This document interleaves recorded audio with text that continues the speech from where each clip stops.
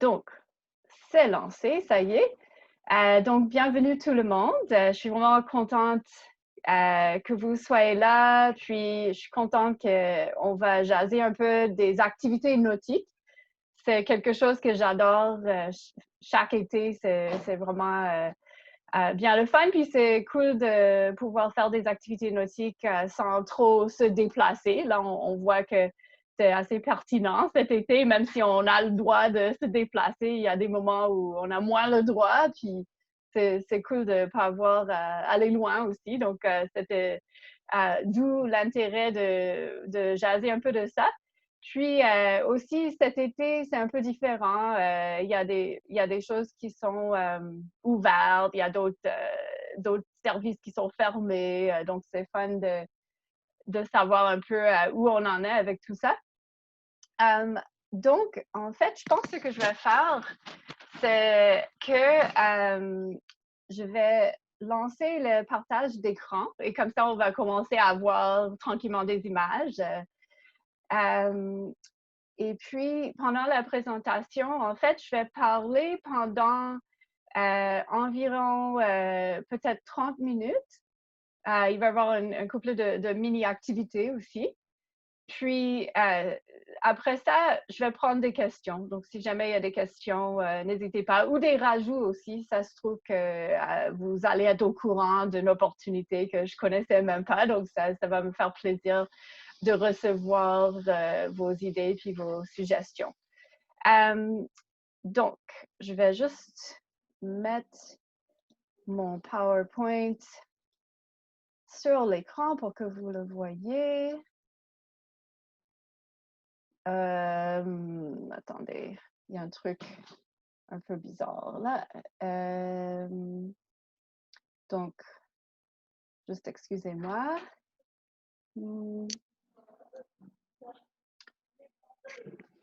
Okay, juste un instant.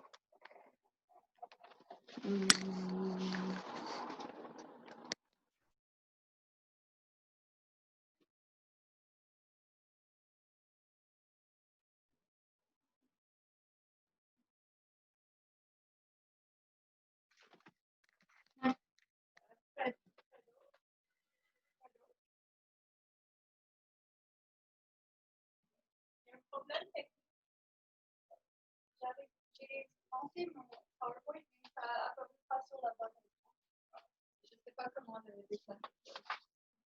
C'est débile. En fait, je l'ai lancé, mais ça s'est mis là, alors que je veux que ce soit là.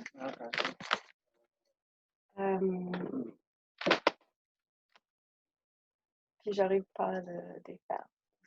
Ok, là. Comment tu as fait pour faire ça? Tu cliques dedans, puis tu fais escape, mais je sais pas ce que tu fais pour choisir l'écran.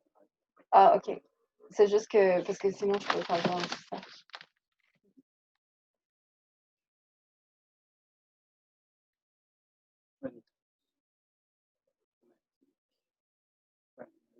Ok. Ok, comme ça. Puis, est-ce que... Oui, je peux. Ok, c'est bon. OK, je suis de retour. Mes excuses et merci à Fred de m'avoir dépanné techniquement. Yeah. Donc, c'est ça, je vais parler des activités nautiques à Montréal. La conférence sera enregistrée aussi. Et puis, je vais partager avec vous une petite question. En fait, ça va être avec un sondage que je vais essayer de lancer. Donc, l'idée, c'est de savoir quelle est votre activité nautique préférée. Donc, je vais lancer le sondage. Donc, en principe, maintenant, vous pouvez voir le sondage. Est-ce que c'est vrai? Vous le voyez? Vous pouvez faire comme ça si vous voyez le sondage sur votre écran. Oui, OK. Ça veut dire que ça a marché, c'est cool. Donc là, n'hésitez pas de remplir le sondage en choisissant votre activité nautique préférée, juste pour le fun, pour voir un peu c'est quoi les intérêts de chacun dans le groupe. Nice. Mais parfois, on a plus d'une. Oui, c'est vrai. C'est difficile de choisir. Effectivement. Nice. Ah, il y a encore des réponses qui rentrent. Oh, il y a encore quelqu'un qui attend aussi. OK. Super. Alors, est-ce que pas mal tout le monde qui voulait voter pour votre activité nautique préférée a déjà répondu? On fait un mini sondage pour ceux qui viennent de rentrer pour connaître votre activité nautique préférée. Donc là, ce qu'on peut constater, c'est qu'il y a beaucoup d'amateurs de kayak. Est-ce que vous aussi, vous voyez en même temps les résultats? Vous ne voyez pas les résultats. OK, je vais vous dire c'est quoi les résultats et peut-être quand je vais terminer, vous allez voir aussi, mais juste au cas où, je vais vous dire ça. Donc, entre vous, parmi vous, il y a 5 personnes qui préfèrent le kayak, 4 qui préfèrent le baignade. Excusez-moi, j'ai mis la baignade, mais en fait, je pense que je voulais dire le baignade. La baignade, OK. En tout cas, c'est pas grave. Merci. Ensuite, il y a le canot, puis le SUP. Donc, le SUP étant le surf debout avec pagaie, qu'on va voir un peu plus tard. Donc, là, le baignade puis le kayak sont um, tous les deux aussi populaires. OK, super. Donc, je vais terminer le sondage. Et puis, en fait, j'ai l'impression que j'ai peut-être pas encore réellement partagé mon écran. Donc, on va faire ça. Et on va voir comment ça se passe. OK, super. Est-ce que tout le monde voit l'écran partagé? Oui, OK, excellent. Donc, on a dit c'était quoi notre activité nautique préférée. Ensuite de ça, plusieurs d'entre vous connaissent déjà le programme de plein air interculturel. C'est comme ça que vous avez eu l'invitation.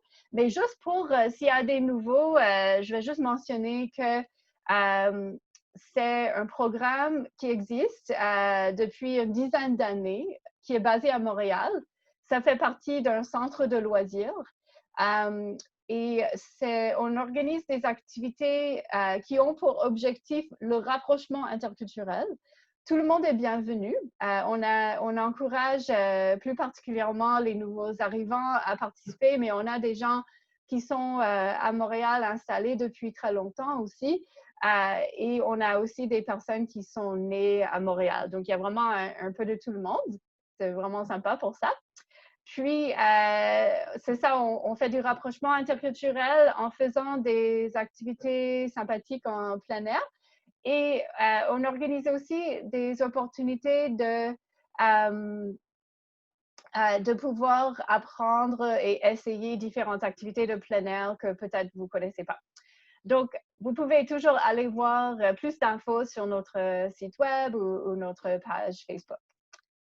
Alors, ensuite de ça, j'ai une question pour vous. C'est un peu de savoir si vous connaissez déjà les cours d'eau à Montréal, autour de Montréal, près de Montréal, à Laval, tout ça. Puis, je vais voir, en fait, j'ai un deuxième petit sondage. Donc, c'est de savoir si vous avez déjà fait une activité nautique dans un cours d'eau à Montréal et ou Laval, dans quel cours d'eau, puis je vais juste voir si j'arrive. Oui, je pense que ça va marcher. Donc, c'est ça, il y a peut-être d'autres cours d'eau auxquels je n'avais pas pensé. OK. Pour moi, ça a disparu, le petit sondage. Ah, il est là. OK. Je le vois maintenant. Je vais juste le mettre ici. Est-ce que vous voyez le deuxième sondage pour les cours d'eau? Oui, OK, génial. Donc, vous pouvez voter. Là, je pense que vous avez le droit de cocher plusieurs fois. Donc, vous n'êtes pas limité à une seule fois dans vos choix. Super.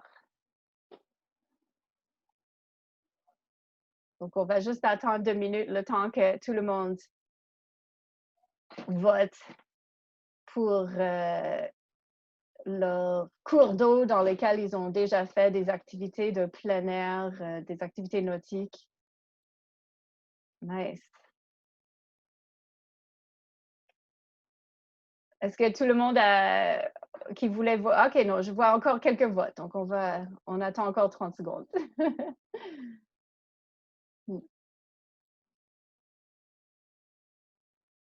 Super. Donc, juste en résumé, je pense que la majorité ont déjà voté. Donc, il y a un dernier vote qui rentre. Beaucoup de monde, la majorité, qui ont déjà fait une activité dans la rivière des Prairies. Qu'on va voir, c'est le cours d'eau qui sépare Montréal et Laval. Ensuite de ça, très populaire également, le fleuve, en deuxième position. On a aussi la rivière des Mille-Îles. Donc, 43% d'entre vous ont déjà fait une activité nautique dans la rivière des Mille-Îles. Et ça, c'est la rivière qui coule entre Laval puis les Laurentides, donc au nord de Laval. Après ça, on a quelques personnes qui ont quand même aussi fait une activité nautique dans le lac Saint-Louis. On va voir ça dans vraiment pas long, mais c'est une sorte d'élargissement du fleuve qui est juste à côté de Montréal, dans l'Est. Puis aussi, juste une personne qui a dit qu'il a déjà fait une activité au lac des Deux-Montagnes. Ça m'étonne un peu parce que dès qu'on va au Cap, puis dès qu'on va à la plage d'Oka, puis qu'on se baigne, on a déjà fait une activité nautique au lac des Deux-Montagnes. Mais bref, on va parler de ça. Donc, merci beaucoup. Je vais terminer ce sondage-là et comme ça, on va poursuivre avec notre discussion. Donc là, c'est ça. On vient juste de parler. Là, vous voyez sur votre écran, j'espère, encore la présentation. Donc, on a le lac Saint-Louis ici. Est-ce que vous voyez quand je déplace le souris? OK, génial. Super. En fait, incroyablement, même avec tout le confinement, c'est la première fois que je donne moi-même une présentation par Zoom. Donc, c'est un peu nouveau. Donc, on a le fleuve qui est en fait toute cette partie ici, le fleuve. Et le fleuve coule dans la direction par ici. Donc, l'eau vient de ici, puis ça coule vers ici. Puis ensuite de ça, je vais juste vérifier s'il n'y a pas... Non, tout est bon, OK. Donc, on a toute l'eau des grands lacs, puis l'eau des chutes de Niagara et tout, qui viennent du coin de l'Ontario, qui vont dans le fleuve, qui arrivent ici au lac Saint-Louis, puis qui repartent par là. Donc, ça représente énormément d'eau. C'est vraiment immense. On a une chance d'avoir tout ça. Puis, par ici, cette direction ici, pour remplir notre lac des Deux-Montagnes, il y a la rivière des Outaouais qui arrive. Donc, ça, c'est la rivière qu'il y a à Ottawa. C'est une très longue rivière. En fait, ça commence bien avant ça. Et ça vient jusqu'à Laval, où ça coule dans deux endroits différents, la rivière des Prairies ou alors la rivière des Mille-Îles. Donc, durant la présentation, je vais vous parler de différents sites. Chaque diapo sera numéroté, puis les chiffres vont correspondre à un numéro qui est sur cette carte. Puis, en gros, je vais commencer dans ce secteur ici, vers 1, 2, 3, puis on va se déplacer dans le sens de l'horloge, à peu près, comme ça. Donc, on va vraiment faire le tour de l'île en regardant quelques sites différents et des activités qu'on peut faire. Et puis, même si vous n'avez pas, c'est sûr, vous n'allez pas mémoriser toute cette carte et tous ces chiffres, mais c'est juste pour donner une idée générale. Puis, à la fin, cette semaine, je vais vous envoyer, bien sûr, comme j'avais dit, une liste des trajets différents pour se rendre à chacun de ces endroits. Puis, je vais aussi essayer de vous envoyer la présentation PowerPoint. Comme ça, vous pouvez revoir cette carte si jamais vous en avez besoin. Donc, les sources d'information, alors ça vient d'une part de... Oups, il y a des choses dans le chat que je ne vois peut-être pas. OK, cool, nice. Oui, le canal La Chine, c'est vrai, je n'avais pas mentionné le canal de la Chine, mais on va parler de ça aussi. Je vais mettre le chat là où je peux le voir plus facilement.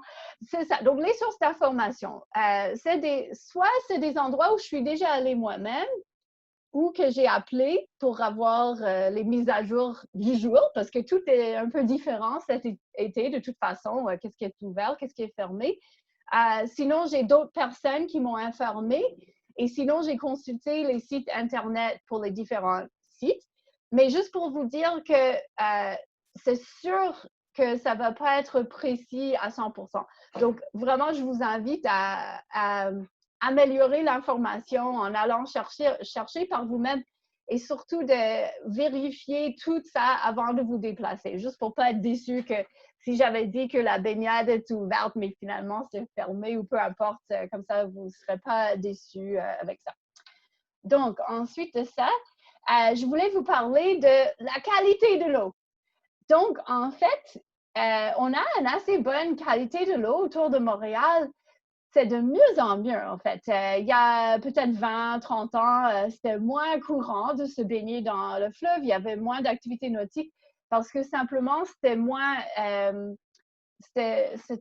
une moins bonne qualité de l'eau. Et ça, c'est principalement parce qu'on a amélioré nos systèmes d'égouts.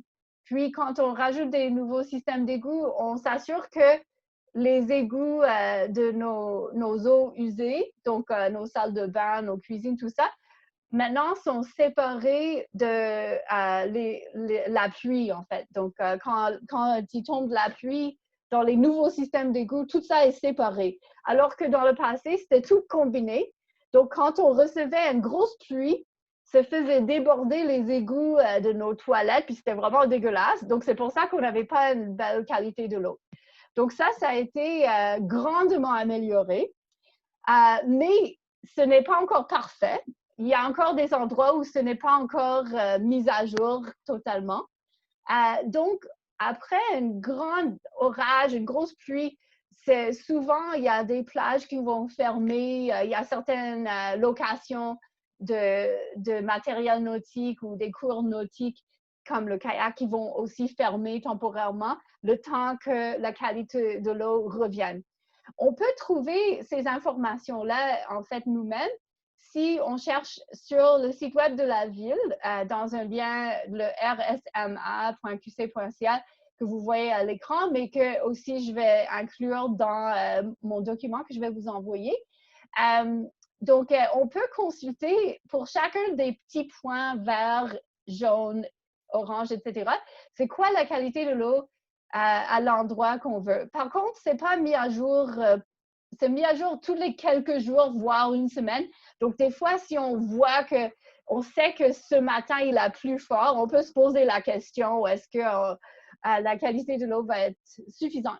Souvent, ça vaut vraiment le coup d'appeler avant de se déplacer. Par exemple, pour la plage de Verdun, dont on va parler bientôt, des fois, ça peut être fermé pour diverses raisons. Donc, c'est juste important d'appeler. Puis aussi, tous les locataires, toutes les plages ont des procédures un petit peu différentes cet été aussi. Donc, par exemple, il y a des plages qui vont limiter le nombre de personnes. Ça, ce n'est pas une question de qualité de l'eau, ça, c'est plus une question de COVID. Et puis, ils vont limiter la durée de temps qu'on peut rester des fois. Ça dépend de la plage, mais des fois, il y a un roulement. Donc, c'est ça. On voit sur ce petit plan de Montréal qu'il y a quand même un grand nombre de petits points vert foncé. Le vert foncé, c'est étant qualité de l'eau excellente. On ne peut pas demander mieux que ça. Vert pâle, bonne. Et puis jaune, satisfaisante. Puis pour la baignade, il faut que ce soit minimum satisfaisante. La baignade et aussi les activités où on est quand même pas mal en contact avec l'eau, comme le surf avec pagaie et tout ça. Et sinon, on peut se permettre, même si la qualité de l'eau est mauvaise, on pourrait peut-être quand même faire du canot parce qu'on ne touche pas vraiment à l'eau directement. OK, alors ensuite, prochain commentaire. Donc là, on commence vraiment avec les sites. Ah, OK, quelqu'un m'a demandé, puis je vais dire pour répondre pour tout le monde. Est-ce que chacun des pointes représente une plage qui était sur, en fait, qui était sur la map précédente? Non, en fait, ce sont simplement des sites de prélèvement.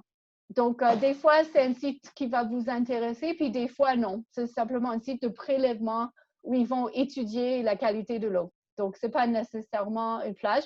Si vous allez à ce site web, quand vous mettez votre souris là, c'est pas live, mais quand c'est live, quand vous posez votre souris par-dessus d'un point et que vous cliquez, là, vous allez voir la localisation exacte. Et si c'est vraiment à une plage ou non. Donc là, on va commencer au parc Jean-Drapeau. Il y a sans doute certains d'entre vous qui ont déjà testé la plage Jean Doré. C'est le nom de la plage qui est située dans ce parc, sur l'île Notre-Dame. Donc là, c'est une plage qui est ouverte depuis une semaine environ. L'ouverture était un peu tardive. On peut se baigner et on peut également cet été louer des canots ou alors des kayaks. Comme pour beaucoup des sites, dans d'autres années, il y a encore plus de choses qu'on peut louer. Il y a aussi des tours guidés, etc. Mais là, pour cet été, c'est ça qui est possible. Cette plage est payante. C'est 8 $ par adulte normalement, puis c'est moins cher pour les enfants. C'est très accessible parce qu'il suffit d'aller à la station Jean-Drapeau et ensuite de soit prendre un bus, marcher ou faire du vélo jusqu'à la plage. Donc ça, c'est une plage très populaire qui est située sur l'île Notre-Dame dans un bassin d'eau qui est à l'intérieur de l'île. Voilà. Donc, je ne vais pas parler plus du parc Jean-Drapeau, je vais passer tout de suite. Donc là, ça va être pas mal une présentation un peu en rafale de différents sites. Donc là, on a le canal de la Chine que vous avez vu sur la carte. Quelqu'un avait mentionné dans le chat que j'avais oublié de rajouter le canal de la Chine, mais plusieurs d'entre vous ont déjà fait des activités au canal de la Chine. Donc, si on a notre propre embarcation, on peut l'amener. Puis, il y a des mises à l'eau publiques. On pourrait circuler, naviguer sur le canal de la Chine. Mais si on n'a pas notre propre bateau, kayak ou autre, on peut louer des kayaks, des canots, des pédalos en forme de cygne. Ça, c'est quand même inouï. Et aussi des bateaux électriques chez une compagnie qui s'appelle H2O Aventure. Donc ça, c'est tout très accessible, que ce soit en vélo ou à partir des stations Lionel Groulx ou alors Charlevoix. Et aussi, j'ai parlé avec la compagnie et ils m'ont dit qu'ils avaient des modèles de kayak qui étaient tout à fait appropriés pour les débutants. Donc, ça veut dire que même si vous n'avez jamais fait de kayak, vous pouvez vous permettre de louer un kayak là-bas et ils vont vous diriger vers le bon modèle. Ensuite de ça, là, on se dirige. En fait, là, vous avez peut-être remarqué, je commence par parler des activités près du canal, près du fleuve. Là, on est carrément sur le fleuve, dans le sud-ouest de Montréal. Donc, il y a deux quais publics qui existent dans Verdun, dans l'arrondissement de Verdun. Il y a un qui s'appelle le parc du quai de la Tortue. Ça, c'est un petit quai que vous voyez sur la photo à gauche. Et puis, la photo à droite, c'est un quai qui est au niveau du natatorium, qui est encore plus à l'est, encore dans le fleuve. Puis, le natatorium, c'est un complexe de baignade, une piscine. C'est un repère à Verdun qui est intéressant à connaître. Donc, c'est le quai qui est derrière le natatorium. Donc là, on a le droit de se baigner. Et d'ailleurs, c'est très agréable, c'est très rafraîchissant. Par contre, c'est complètement non surveillé. Et en plus de ça, il y a un bon courant fort. Donc, dans certains endroits dans le fleuve et même dans les autres cours d'eau, les autres rivières, il y a du courant. Donc là, on a du courant à ces endroits. Et c'est le fun si on sait nager puis qu'on est confiant. Si on ne sait pas nager ou alors qu'on n'est pas un nageur confiant, je déconseille, à moins que vous voulez juste aller là pour l'ambiance. Mais il vaut mieux ne pas vous baigner à ces endroits-là dans ce cas-là. Mais je trouve ça très agréable qu'on ait accès au fleuve, un accès libre comme ça. On peut vraiment aller à ces quais. Puis même entre les deux quais, tout le long, en fait, des berges de Verdun, il y a des petits endroits assez sauvages, totalement non aménagés, où on a le droit d'aller marcher et aussi qu'on peut même aller se baigner dans le fleuve à condition d'être quand même un bon nageur. Mais parce que c'est non surveillé, exactement. Mais c'est le fun qu'on a ça à Montréal. Donc, tout ça, c'est accessible depuis la station de l'église ou sinon, il y a une magnifique piste cyclable qui longe toutes les berges de Verdun. Donc, l'un ou l'autre sont possibles. Alors, OK. Alors, il y a Lynn qui nous demande si le natatorium est fermé. C'est une très bonne question. Je ne me suis pas encore renseignée, mais c'est une recherche que je pourrais faire après. Puis, je pourrais vous renseigner dès que j'aurai Oui, les infos. c'est fermé, c'est fermé. Je passe tous fermé. les jours. Oui, c'est fermé. OK. Merci beaucoup, Alice. C'est super. Donc, on a une information à jour. Merveilleux. Merci beaucoup. OK. Donc, ça, c'est fermé. Ensuite, aussi à Verdun, on a la chance maintenant, depuis pas très longtemps, juste peut-être un couple d'années, d'avoir une plage officielle qui est aménagée avec du sable et tout, et qui est protégée du courant. Il y a eu un aménagement qui fait qu'il y a moins de courant à cet endroit. Et en plus, c'est surveillé et gratuit à cette plage-là. Donc ça, c'est également à Verdun, accessible via la rue de l'Église. Donc là, pour cet été, vu que c'est tellement populaire, mais qu'on veut pas, on veut que les gens respectent quand même la distanciation, c'est sûr que c'est là où il y a une rotation du nombre de personnes. Toutes les 45 minutes, il paraît, ils vont dire à tout le monde qui est là de partir ou alors juste simplement prendre une pause, refaire une file d'attente. Et puis, il y a une limite de nombre de personnes aussi, mais sans doute qu'il y a des heures moins achalandées que d'autres heures, si jamais ça vous intéresse d'aller voir ça. Donc, merci Olivia qui nous explique pourquoi le natatorium est fermé aussi. Ça, c'est dans vos chats. C'est à cause d'un manque d'espace dans les vestiaires. OK. Souvent, d'ailleurs, quand il y a des vestiaires, il y a certaines piscines publiques extérieures qui sont encore ouvertes, mais des fois, le vestiaire est fermé. Donc, ça veut dire qu'il faut arriver ces jours-ci, peut-être déjà avec votre maillot de bain, votre costume de bain sous vos vêtements ou quelque chose comme ça. Puis, soit être prêt à rentrer chez vous un peu mouillé ou trouver un autre moyen de vous changer discrètement. Voilà, c'est ça. Lynn nous confirme, les vestiaires de toutes les piscines sont fermés. OK, donc c'est ça. Donc, il faut trouver des alternatives, mais on peut quand même aller dans les piscines. Puis, une petite suggestion, en fait, si on prend 2 grandes serviettes, ben, on peut se changer discrètement à l'intérieur d'une serviette, ça c'est une façon. Mais si on prend 2 grandes serviettes, puis on fait un peu de couture autour, puis on laisse juste la place pour nos têtes, puis nos bras, on peut se changer à l'intérieur et c'est super facile.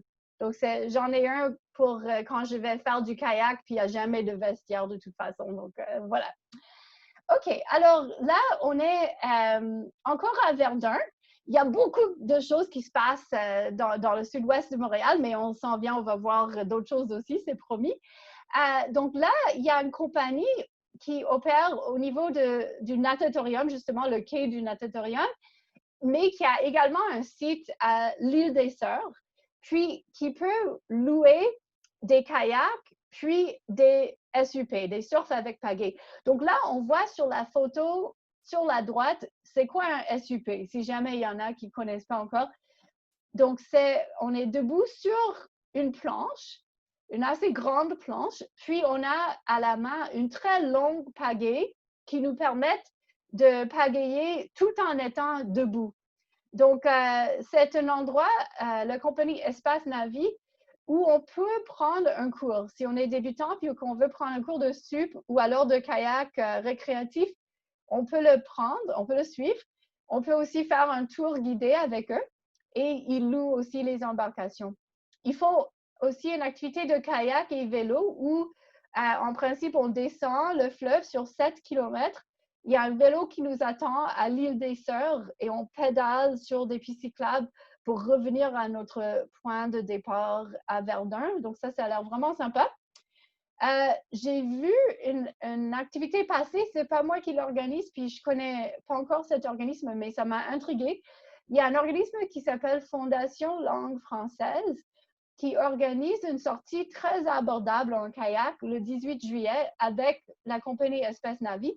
C'est pour, il faudrait les contacter pour vraiment connaître les critères d'admissibilité, mais en principe, c'est pour des allophones qui travaillent, donc des travailleurs, des travailleuses allophones, et ça serait vraiment pas cher.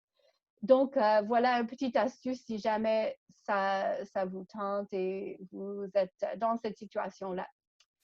Donc, ça, c'est Espace Navi. Ensuite de ça, on continue le long du fleuve, mais on remonte le fleuve vers l'ouest et on retrouve une compagnie qui est quand même assez bien connue à Montréal, qui s'appelle KSF. KSF, à l'origine, c'est Kayak sans frontières, mais ils font plus que simplement le kayak. Ils font le kayak d'eau vive, de rivière, comme on voit dans la photo en bas ici, un petit kayak de rivière. Ils donnent des cours, ils louent des kayaks, etc. Ils donnent des cours de SUP, de surf debout avec pagaie, et ils louent également des SUP. Ils donnent même des cours de surf en rivière. Donc ça, c'est un peu différent parce que la personne n'a pas de pagaie, en fait. La personne est simplement debout, sans pagaie. Donc, c'est quand même assez un peu technique comme activité. C'est sûr que la première fois qu'on fait ça, peut-être qu'on ne sera pas nécessairement debout sur la planche, mais c'est quelque chose qu'on peut faire dans les vagues, ce qu'on appelle les vagues éternelles, qui sont formées dans le fleuve et dans d'autres cours d'eau. Comme ici, par exemple, on voit une vague. Donc, ça, c'est une vague qui est toujours là tous les jours, toutes les heures, toujours là à la même place. Donc, on peut jouer dans une vague comme ça si on sait comment faire du surf en rivière ou alors du kayak en rivière. Puis ici, en particulier, c'est une vague qui est très proche de la berge. Donc, c'est possible, si vous faites du vélo dans le coin, le long de la piste cyclable à la salle, vous allez voir des surfeurs puis des kayakistes jouer dans cette vague-là. Donc, si vous êtes curieux, vous pourrez toujours faire ça. Nous, on va faire quelques activités en collaboration avec KSF cet été. Donc, on a réservé avec eux une initiation au SUP. Donc, ça, c'est le SUP. Pour les débutants, le 22 juillet, c'est mercredi de la semaine prochaine, en soirée. Puis, il reste quelques places. Et sinon, le mercredi 5 août, on va faire une initiation au SUP yoga. Donc là, c'est un peu différent. C'est pour débutants. Donc, même si vous n'avez jamais fait de yoga, vous n'avez jamais fait de SUP, c'est bien correct. Donc, en fait, on sera sur une planche, le même genre de planche que ça. On sera ancré dans un endroit fixe pour pas que les planches se déplacent partout à la dérive. Et il y a quelqu'un qui va nous montrer quelques positions de yoga qui sont quand même réalisables et faciles à faire sur une planche. Donc, c'est vraiment chouette parce qu'on a le rythme de l'eau, on a les oiseaux autour, on a tout l'environnement du fleuve pour nous relaxer. Puis, en même temps, c'est nouveau, on est sur une planche, donc toutes les manœuvres ont un peu plus de défis que pour le yoga sur terre ferme. Donc, on fait des manœuvres un peu plus simples, du coup. Mais c'est vraiment une activité le fun. Donc, je vous encourage, si ça vous intéresse, de vous inscrire au SUP Yoga via donc l'organisme plein air interculturel. Puis, pour tout le monde qui ont laissé leur courriel, quand je vous envoie la liste des trajets et tout ça, je vous expliquerai aussi comment faire les inscriptions si jamais ça vous intéresse. Alors, est-ce qu'on peut s'inscrire pour le SUP du 22 juillet si nous sommes aussi inscrits pour le SUP du 19 juillet? Oh, c'est gentil. C'est vrai qu'on a aussi un cours de SUP avec KSF le 19 juillet. C'est un dimanche. Je dirais peut-être, Olivia, si ça ne te dérange pas, juste d'attendre un peu. Peut-être tu peux être là un peu en plan B.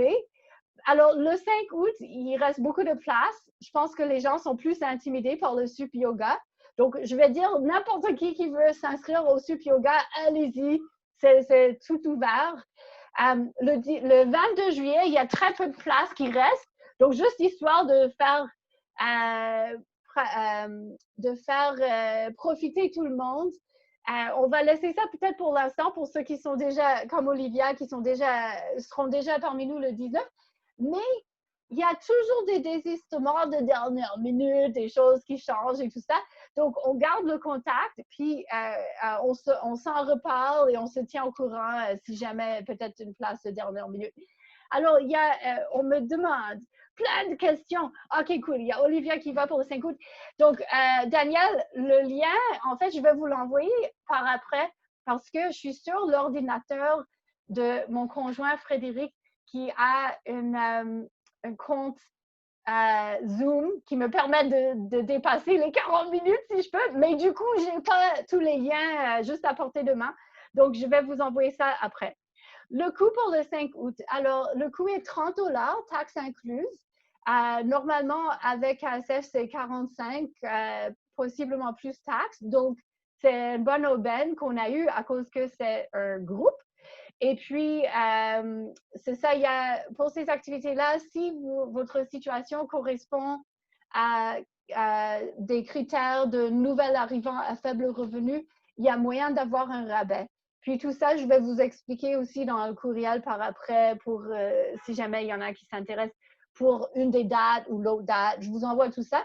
Si vous êtes impatient et vous voulez les dernières places pour le 22 juillet, je vous laisse aller sur pleinairInterculturel.com, activité, puis là, en fait, tout est expliqué, tous les liens sont là, donc n'hésitez pas. OK, donc ça, c'est pour KSF. Donc, je vais continuer. On fait notre tour de l'île. Donc là, je saute à l'autre côté du fleuve, le rive sud. Je fais une petite pause dans le fleuve pour mentionner qu'il y a un cours d'eau qui s'appelle la rivière Saint-Jacques qui coule à Brossard, donc depuis le sud, et qui vient se jeter dans le fleuve, qui est surprenamment sauvage. C'est une des dernières rivières sauvages dans notre coin. Et c'est accessible depuis le parc Radisson, qui est accessible en transport en commun en principe. Donc ça, je n'ai pas encore testé, ça c'est vraiment selon Google. Selon Google, à partir de la station Bonaventure, il y aurait un bus qui serait géré par un des groupes de transport de Rive-Sud, donc sans doute pas très cher, mais quand même, ça nécessiterait un autre ticket de transport. Pour se rendre sur place et ça n'a pas l'air de prendre si longtemps que ça non plus. Si vous n'avez pas votre propre embarcation, il y a une compagnie qui loue des SUP, des planches avec pagaie sur place. Et sinon, bien sûr, n'importe qui a déjà leur kayak, etc., peut embarquer sur cette rivière. C'est de l'eau calme. C'est vraiment pour voir du paysage, la nature, tout ça. OK. Alors, ensuite de ça, un autre site qui est sur le rive sud de Montréal, mais qui est plus vraiment dans le fleuve, c'est un parc qui s'appelle Récréoparc. Donc, Récréoparc, c'est situé dans la ville de Sainte-Catherine.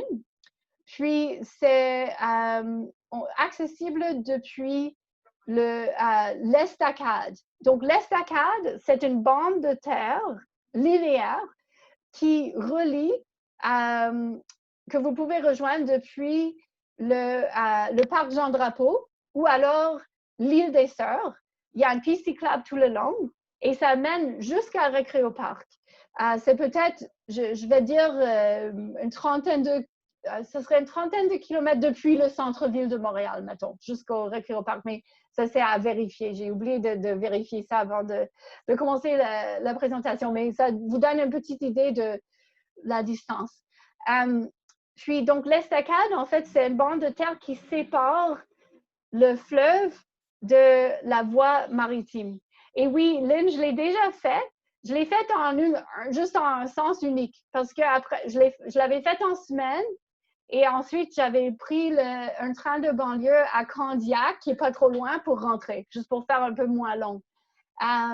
Mais je pense que c'est un train de banlieue qui ne roule pas en fin de semaine. Donc, et puis, ces jours-ci, ça vaut toujours le coup de voir quels trains sont possibles et tout. Donc, au Récréoparc, on a une vue incroyable sur le fleuve et sur Montréal. C'est vraiment une perspective différente. D'habitude, on voit le fleuve depuis Montréal, enfin moi en tout cas, mais là, on est vraiment depuis le rive sud. C'est absolument magnifique. Et puis sur place, à part le vélo, il y a moyen de camper. Donc, il faut réserver sa place. Il y a des plateformes de camping. Il y a une petite plage autour d'un petit bassin d'eau que vous voyez sur la photo, autour de laquelle, c'est ça, il y a une plage de sable. C'est une plage payante. Et puis, normalement, le camping puis la plage sont ouvertes en 2020 selon leur site web. Puis, bien sûr, vous pourrez aussi vous rendre en voiture ou peut-être en étant très créatif, il y a des moyens en transport en commun aussi. Alors, je vois des petites vagues de surf pas loin de la plage. Oui, alors c'est vrai que pour ceux qui sont habitués au kayak d'eau vide, il y a moyen de se rendre à ce site en kayak aussi depuis, soit depuis, par exemple, la salle, mais il faudrait vraiment s'y prendre très haut dans le fleuve dépendamment si vous voulez faire les grandes rapides de la Chine qui sont de niveau expert ou si vous voulez les contourner et faire des rapides de niveau plus intermédiaire. Donc, Lynn, je t'en parlerai encore plus de ça, mais oui, absolument, on peut y aller en kayak. Voilà.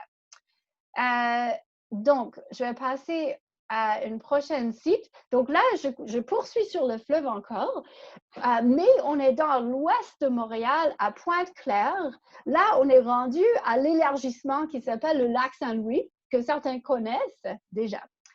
Et puis, il y a une compagnie qui s'appelle Pop Spirit qui organise des sorties de surf avec pagaie, au coucher du soleil. Et là, c'est organisé pour cet été, normalement. Et peut-être qu'ils vont rajouter d'autres activités aussi, parce que c'est une compagnie qui, d'habitude, a encore plus d'activités que ça. Donc, mais selon leur site web, il y aurait déjà SUP au coucher du soleil. Également, au lac Saint-Louis, il y a un organisme qui s'appelle Paddle Mac, qui est associé à l'Université de McGill et leur campus McDonald's, qui loue des SUP et des kayaks et qui donne peut-être des cours. Ce n'est pas très clair, encore une fois, depuis leur site web, donc je vous encourage de les contacter directement.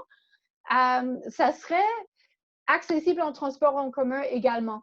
Donc, si vous prenez le bus 211, normalement, l'arrêt au campus McDonald's, là, il serait possible de faire ces activités dans le lac Saint-Louis.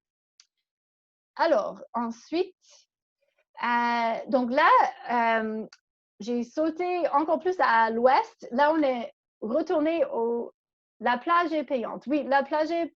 Là, Agathe, tu parles de la petite plage qui est... si c'est celle qui est au Récréoparc, effectivement, c'est payante. OK. Donc, je reviens au Parc national d'Oka, qui est... Oui, c'est ça, Sainte-Catherine, c'est payante, exactement. Donc, le Parc national d'Oka, qui est plus vers l'ouest, qui est situé sur le lac des Deux-Montagnes, mais de l'autre bord, vraiment le rive nord. La plage est ouverte. On peut louer des kayaks, des SUP, des pédalos. Le parc, qui fait partie du réseau de la CEPAC, nous encourage de, si possible, payer l'accès journalier au parc si vous n'avez pas encore votre carte annuelle de la CEPAC en ligne à l'avance. Comme ça, ça fait une transaction de moins. J'imagine que pour la location de matériel, qu'il faut le payer sur place, mais ça, je ne suis pas certaine. Mais c'est le fun que ce soit possible. Je sais que le parc limite un petit peu le nombre de personnes à la plage pour la distanciation, mais c'est quand même une très grande plage, très, très longue. Je suis certaine qu'il y a quand même la place pour beaucoup de personnes.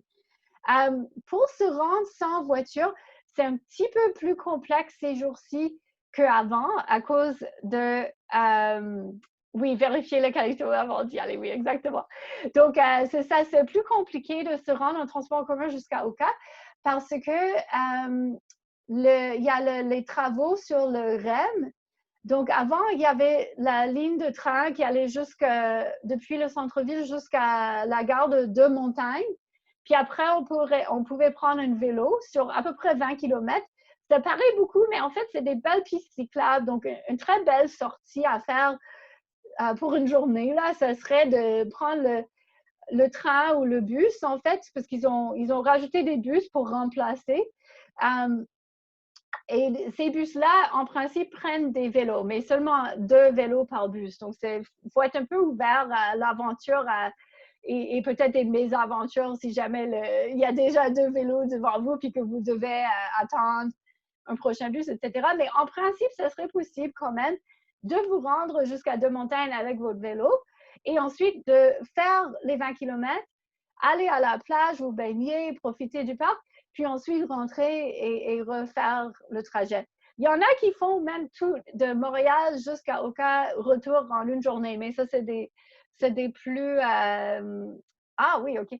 C'est des plus grosses distances. Il y a Ali qui nous informe qu'il y aurait une plage plus tranquille à Hudson, juste à côté d'Oka. C'est vraiment, donc en face. Donc, ça, c'est un truc, je vais faire une petite recherche moi-même aussi.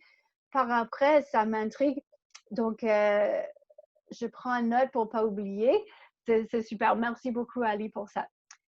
Donc, ça, c'est Oka. Ensuite, si on continue, donc là, en fait, on continue dans le lac des Deux-Montagnes, mais on est revenu à Montréal. On est dans le nord-ouest de Montréal, au parc nature du Cap-Saint-Jacques. Donc là, c'est un parc nature, c'est municipal. L'accès est gratuit, sauf si vous allez, enfin, l'accès au parc est gratuit. La plage est quand même payante, c'est 5 $ par adulte, moins cher pour les enfants. Mais l'accès au parc est gratuit, il y a des sentiers pédestres, des sentiers de vélo. Il n'y a aucune activité nautique, location ou cours cette année. Et puis, c'est un peu long de se rendre là sans voiture. Il faut avoir beaucoup de patience. Peut-être que ce serait plus le fun en vélo ou peut-être vélo plus métro, quelque chose comme ça. Mais c'est sûr, si vous êtes très patient, ça ne vous dérange pas d'être dans le bus un peu longtemps, changer de bus, tout ça. Les bus ne sont pas très fréquents, donc c'est ça qu'il faut vraiment planifier à l'avance. Vous pourrez aller au parc de Cap-Saint-Jacques, puis c'est quand même une belle plage de sable et tout. Ensuite, une autre petite plage est située dans un autre parc nature à Montréal, aussi dans le nord-ouest, au parc du Bois de l'Île Bizarre. C'est une petite plage gratuite, très petite, donc il faut vraiment y aller sans attente, mais c'est quand même agréable d'aller mettre les pieds dans l'eau ou même le corps au complet. Ce n'est pas accessible en transport en commun à ce que j'ai pu voir et comprendre, mais en vélo ou en voiture, ce serait possible. Et sans doute se rapprocher, c'est possible également. Alors, il y a une très belle activité qui est organisée par un groupe qui s'appelle... OK, donc vous regarderez dans le chat parce qu'il y a Lynn qui nous explique un petit peu les moyens de se rendre jusqu'au parc Cap-Saint-Jacques pour que ce soit peut-être un peu moins long. Donc, c'est ça. Donc, au parc Beau Séjour, qui est également dans le nord-ouest de Montréal et qui est accessible en bus, puis c'est un peu moins long quand même, ça se fait bien. Là, il y a l'organisme qui s'appelle Parcours Gouin, qui donne des cours de kayak et qui fait des tours en kayak aussi à ce site et qui fait aussi des locations de kayak. Ça, c'est tout pour 2020. D'habitude, ils font aussi d'autres activités, en fait, mais ils font Rabasca, ils font du SUP en collaboration avec Pop Spirit. Mais là, pour cet été, ça a l'air d'être du kayak pour l'instant. Et un truc sympa qu'ils font certains vendredis dans l'été, donc pas tous les vendredis, c'est qu'ils font la descente de la rivière des Prairies. Donc là, on a quitté le lac de Montagne, on est vraiment dans la rivière des Prairies. Depuis le parc Séjour, vers l'est, jusqu'à un site nautique qui s'appelle Sophie Barra, qui est situé pas loin du métro Henri Bourassa. Donc, si jamais vous faites cette activité avec eux, vous pourrez, le mieux, ce serait vraiment se rendre en bus et en transport en commun parce que comme ça, rendu à la fin, vous avez juste à marcher quelques minutes jusqu'au métro Henri Bourassa et c'est bien parfait. Donc, ça, je recommande. C'est vraiment beaucoup le fun. C'est pas proposé beaucoup de fois cet été, mais quelques fois. Donc, kayak au clair de la lune. Donc là, en fait, je saute un petit peu en haut vers le parc de la rivière des Mille-Îles où il y a un moyen de louer des embarcations sur place. Vous pourrez aussi mettre à l'eau votre propre embarcation si vous en avez. Et puis cet été, selon leur site web, ce parc propose des tours guidés de kayak en soirée et aussi des tours guidés en ponton. C'est un endroit qui est surprenant parce que c'est près de l'autoroute. Donc, quand on embarque sur l'eau, on entend l'autoroute, on voit l'autoroute, c'est un peu spécial, mais on voit quand même, on s'éloigne un peu, puis on voit très rapidement beaucoup d'oiseaux, des bernaches, des canards, au printemps des bébés canards, puis on voit des tortues. Donc, il y a plein de choses à voir, c'est vraiment merveilleux, ça vaut vraiment le coup. Comme le nom le dit, on peut accéder à plusieurs îles. Il y a certains où on a le droit de, il me semble, on a le droit de débarquer, d'autres c'est juste pour admirer depuis l'eau. Et là, on peut l'accéder via la station Montmorency et ensuite un bus dans le système de bus de Laval, ou alors on peut amener nos vélos jusqu'à la station Montmorency, puis pédaler jusqu'au parc. Ça se fait bien, c'est bien agréable. Donc, c'est très, très sympathique. Voilà. Alors, prochaine diapo. Donc, il y a l'autre parc national qui est proche pour les Montréalais, c'est les îles de Boucherville. Donc, c'est également géré par la CEPAC, donc le système des parcs nationaux du Québec, comme OCA. Et cet été, ce qui est ouvert à ce parc-là, qui est en fait, j'ai été un peu vite, j'ai fait le tour de l'île au complet, on est revenu dans le fleuve, dans des îles qui sont en face du sud-est de Montréal, en fait. Donc, c'est là où sont situées les îles de Boucherville, s'il y en a qui n'ont pas encore été. Donc, c'est ça. Cet été, on peut camper.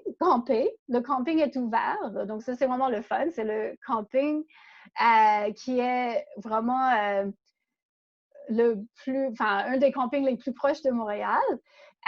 Et puis, même, ils ont un programme. Il faudrait se renseigner si c'est de l'actualité pour cet été, mais j'ai vu que le programme Bienvenue cycliste pour le camping était possible dans un autre parc de la CEPAC. Donc, c'est possible, peut-être c'est possible aux îles de Boucherville aussi.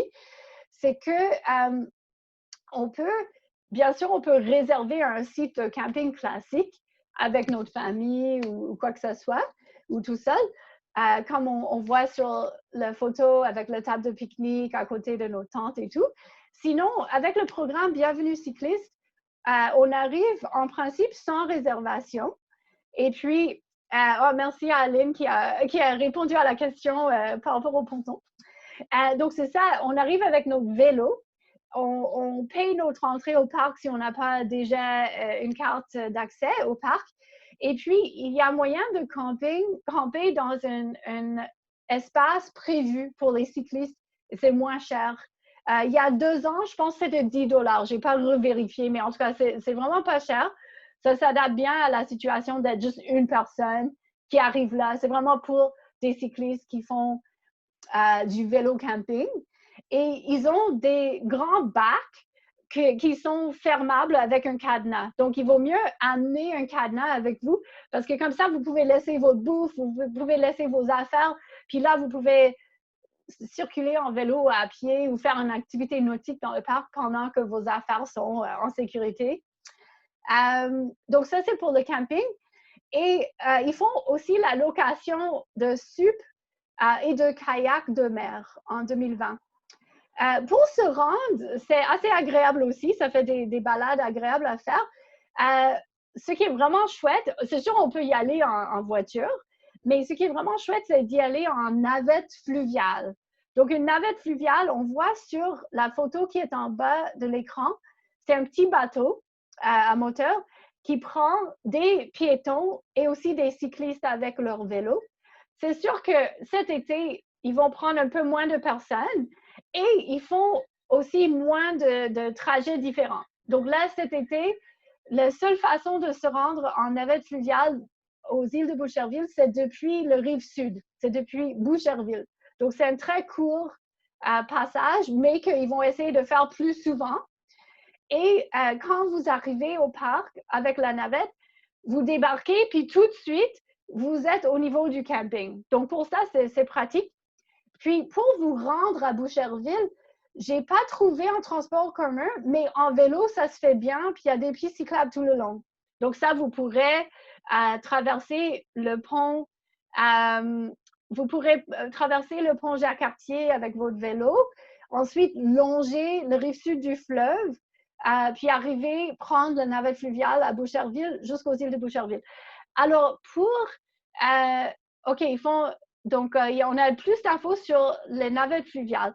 Je crois que c'est nécessaire d'aller à Boucherville et qu'on ne peut pas le prendre ailleurs parce que les trajets que font les navettes fluviales sont extrêmement limités cet été. Il y a genre 2 trajets, puis un, c'est entre Boucherville puis les îles de Boucherville. L'autre, c'est entre Châteauguay puis la Chine, à ma connaissance. Ça se trouve qu'ils vont rajouter d'autres choses.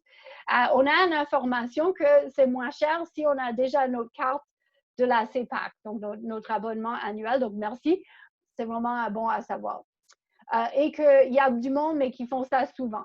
Ah, OK. On dit qu'il y a une navette bus 261 de Longueuil jusqu'à Boucherville. Donc, si vous pouvez vous rendre là, c'est bien intéressant. Donc, ça, c'est merveilleux. Merci pour toutes les informations très pertinentes. Donc, encore une fois, la CEPAC souhaite que les gens essayent d'avoir soit leur carte annuelle ou soit payer pour l'accès au parc à l'avance, parce que comme ça, vous pouvez le faire en ligne et moins avoir besoin de rentrer et voir du monde. Mais sinon, je voulais mentionner, quand on campe à la CEPAC, et j'espère que c'est valide aussi en 2020, mais je crois que oui.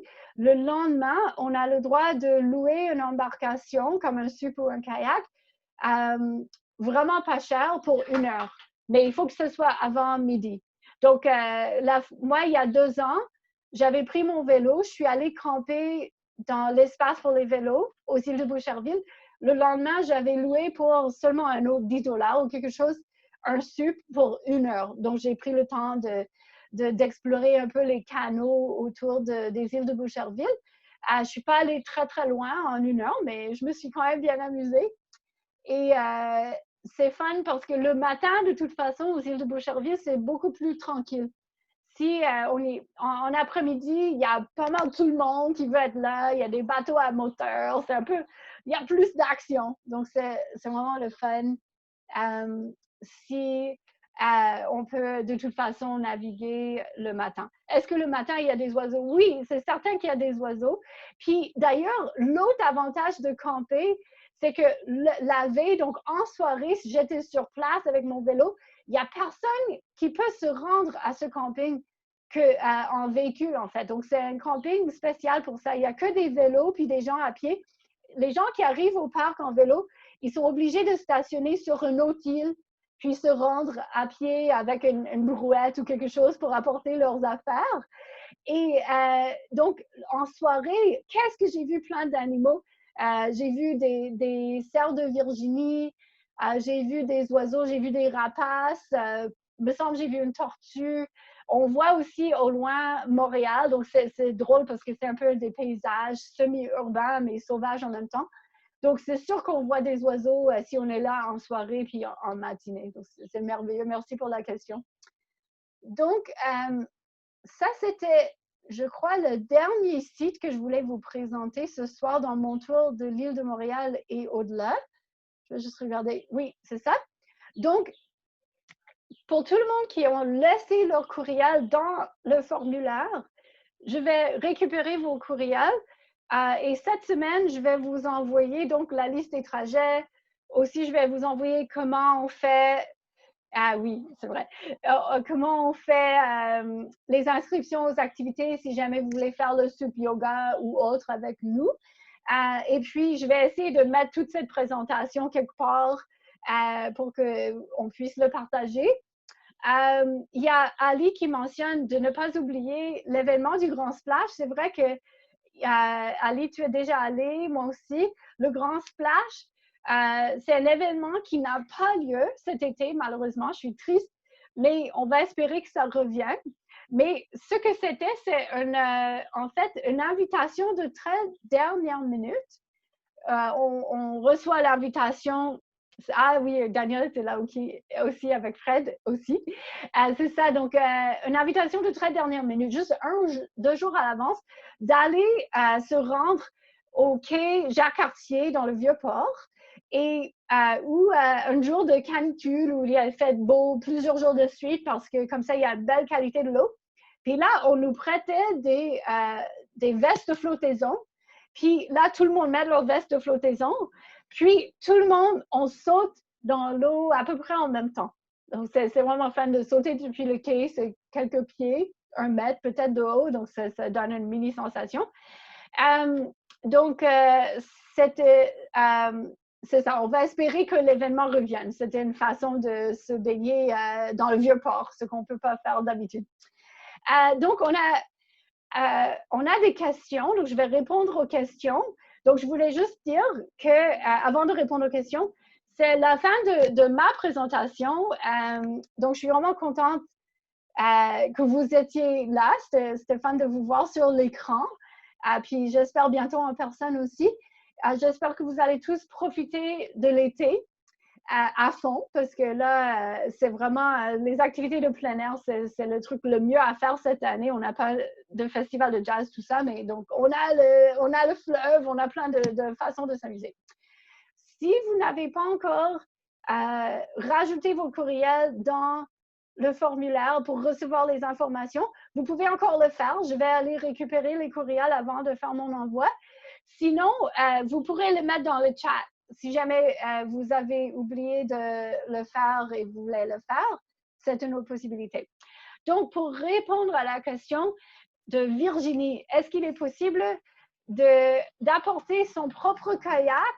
En fait, je dirais, la plupart des endroits, vous pouvez amener votre propre kayak. Je dirais, en général, on peut, mais je ne peux pas garantir que ce soit le cas pour chacun des endroits. Il faudrait que je réfléchisse est-ce que j'en ai mentionné un ou pour X raison, c'est privé puis qu'on n'a pas le droit. Mais je dirais en général, oui, vous pouvez. OK, merci Madeleine pour le courriel.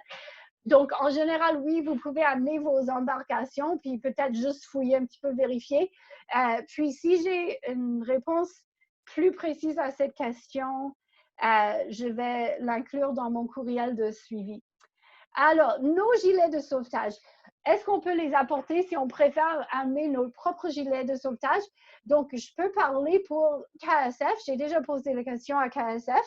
Ils ont dit oui, tant que c'est un gilet de sauvetage qui est conforme, donc qui correspond aux normes de la garde côtière, comme la plupart des bons gilets de sauvetage. Donc, Lynn, sans doute, comme tu as un gilet pour le kayak d'eau vive, il n'y aurait pas de problème. Il y a Ali qui nous partage une vidéo du Grand Splash. C'est cool. Merci beaucoup pour ça. Super. Donc, je ne sais pas s'il y en a qui ont d'autres questions. N'hésitez pas. Si vous pensez à une dernière question, je peux encore rester. Et sinon, ça peut être par courriel plus tard aussi. Donc, j'espère que je vous ai donné quelques idées de sortie puis que vous allez pouvoir profiter. Si jamais vous essayez un de ces endroits puis que vous avez des feedbacks à dire il y a telle ou telle chose à connaître qui est super, qu'il faudrait vraiment connaître, ou il y a finalement c'est fermé cet été, ou n'importe quoi, n'hésitez pas. Donc, ah oui, merci pour tous les courriels. Ali demande le parc René-Lévesque. Le parc René-Lévesque est super aussi. C'est situé à la Chine. C'est un super point de vue pour observer le fleuve. Et aussi, c'est le lieu où on peut prendre une des seules navettes fluviales, enfin, un des seuls deux qui roule en ce moment. Donc, on peut faire du vélo. Puis on peut prendre la navette fluviale, on peut pique-niquer, on peut faire la rando. Il me semble que ce parc est ouvert. Je ne vois pas pourquoi ce ne serait pas ouvert. Donc, c'est ça. À partir de là, vous pouvez prendre la navette fluviale qui va de la Chine à Châteauguay. Puis ça vous amène dans le parc qui est juste en face, qui est très beau. Je pense, Ali, tu étais peut-être là quand on est. Est-ce que tu étais là quand on est allé dans ce parc-là? Je ne me rappelle plus. Bref, c'était vraiment le fun. Donc, il y a aussi. Ah oui, l'île Saint-Bernard. Merci, Madeleine. C'est ça le mot qui me manquait. Donc, l'île Saint-Bernard est ouverte, mais il n'y a pas d'activité nautique en ce moment. Mais on peut se promener quand même. Et ça, c'est à Châteauguay.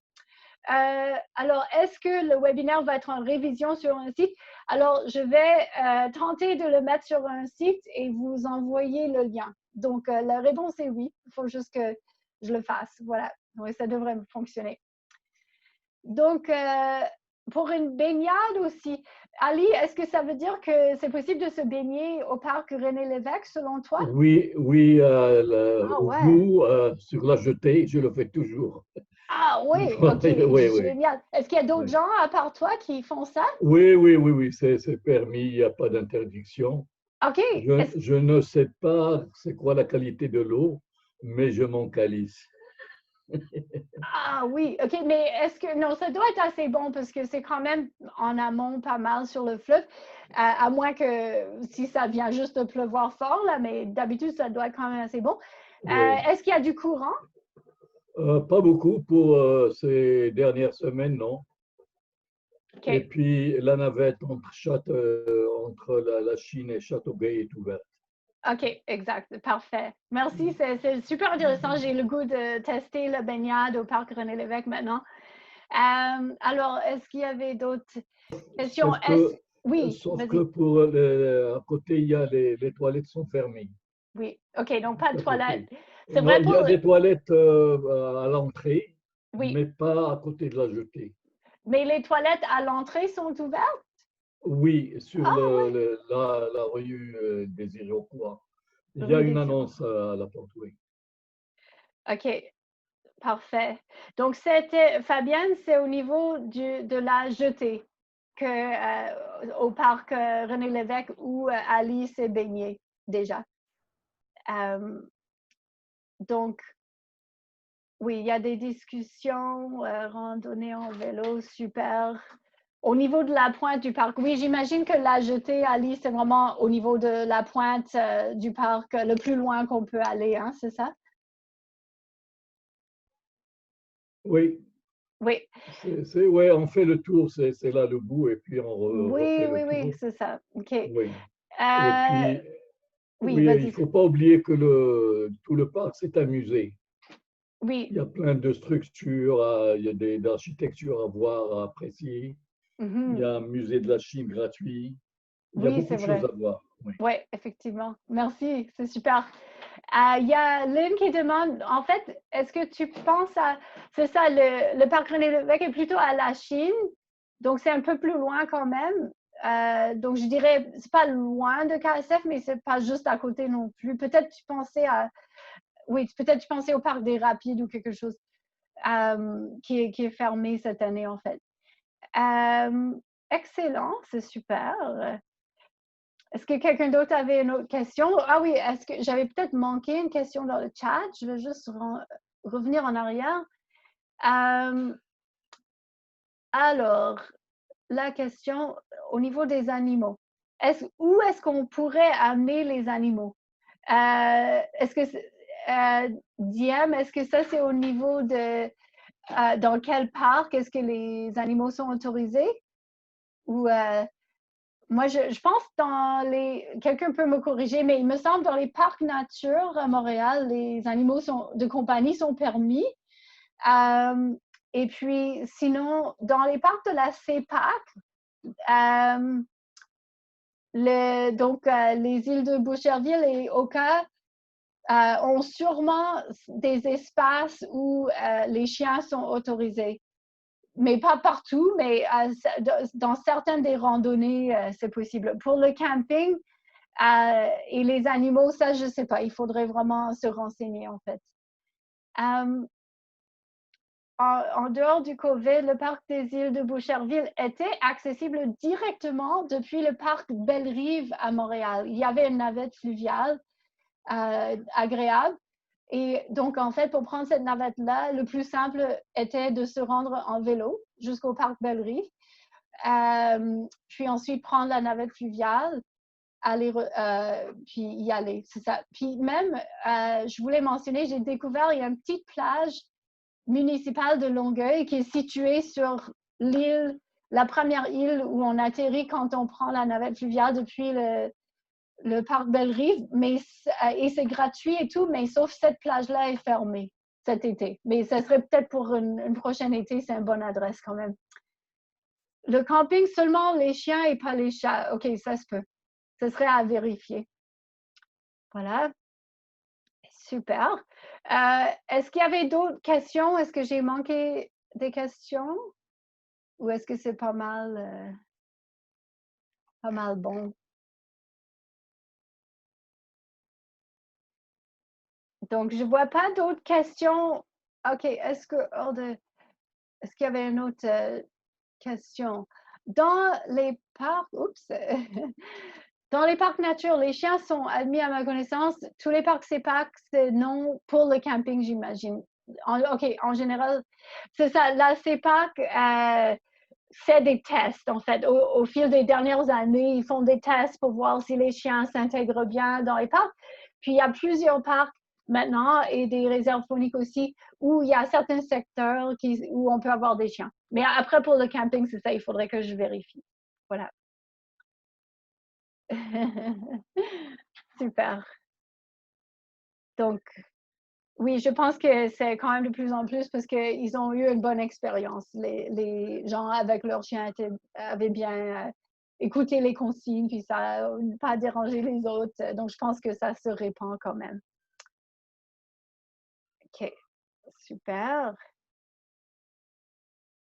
Oui, il y a des airs pour les chiens. Super. Ben, merci beaucoup pour tous vos commentaires, vos questions, vos rajouts qui ont beaucoup enrichi toutes les informations qu'on a pu partager ensemble. Donc, c'est ça, on se dit à bientôt en plein air, peut-être en kayak, en sup, autre. Merci à vous. Je vous souhaite une super bonne soirée, puis bon été. Voilà. Merci, bye bye. Merci beaucoup. Super. À bientôt tout le monde. Cool. Donc, je vais essayer de...